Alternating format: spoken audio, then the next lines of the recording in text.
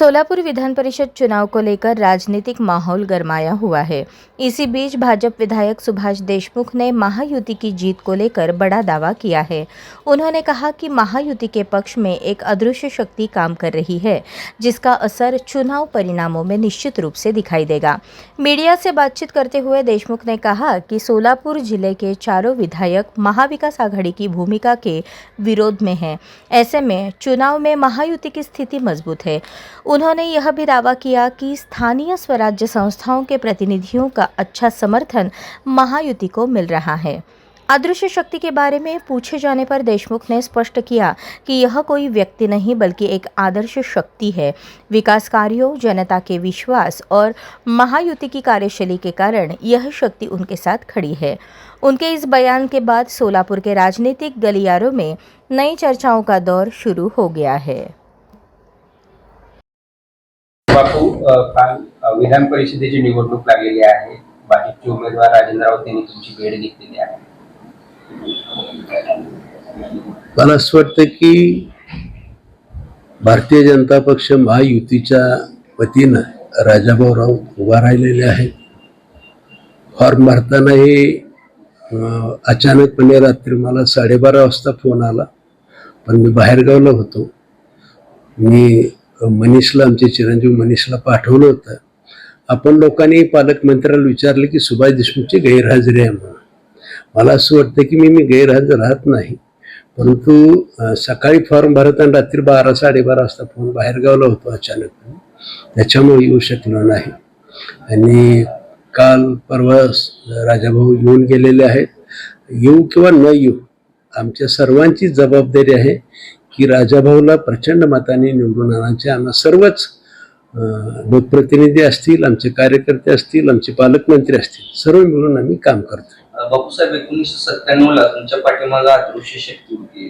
तुमच्याकडे तो magic figure नव्हता तरी देखील तुम्ही बहुमताने निवडून आलात। आता विरोधक देखील तशाच पद्धतीच्या अदृश्य शक्तीच्या शोधात आहेत। मला असं वाटतं की त्यावेळेसची अदृश्य शक्ती वेगळी होती। त्यावेळेस मला असं वाटतं की 91च्या काळात बिनविरोध निवडणूक झाली होती 91ला, आणि त्यावेळेसची सदस्यांनी उमेदवारच पाहिलेला नव्हता।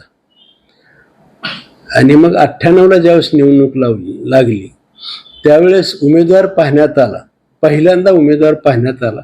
त्याच्यामुळे कुतूहल होतं आणि मी एकच काम केलं होतं, सर्व उमेदवाराला, सर्व मतदाराला भेटून त्यांना विनंती केली की मला एक वेळेस संधी द्या। आणि मला सार्थ अभिमान आहे, मी त्यावेळेस म्हणजे 372 एकूण मतदानापैकी 70 मतं भारतीय जनता पक्ष शिवसेनेची होती, 302 मतं हे काँग्रेसची होती। त्यावेळेस राष्ट्रवादी काँग्रेस आणि काँग्रेस एकच होतं, 302 होती। एवढे सर्व असताना सुद्धा समोरचे उमेदवार आम्हाला भेटायला आले नाही। आणि सुभाष देशमुख सातत्यानं भेटत राहिला, 2-2दा भेटला।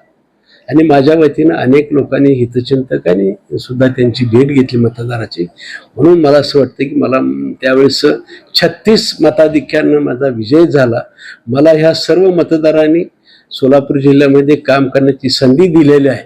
आणि मला असं वाटतं की माझ्यातले काही चांगले गुण पाहिले असतील एखाद्या वेळेस, भारतीय जनता पक्षाचं त्यावेळेसचं धोरण त्यांना आवडलं असेल आणि त्याच्यामुळे मला बहुतेक त्यावेळेस निवडून दिले। यशाचा कानमंत्र देणार आहेत का?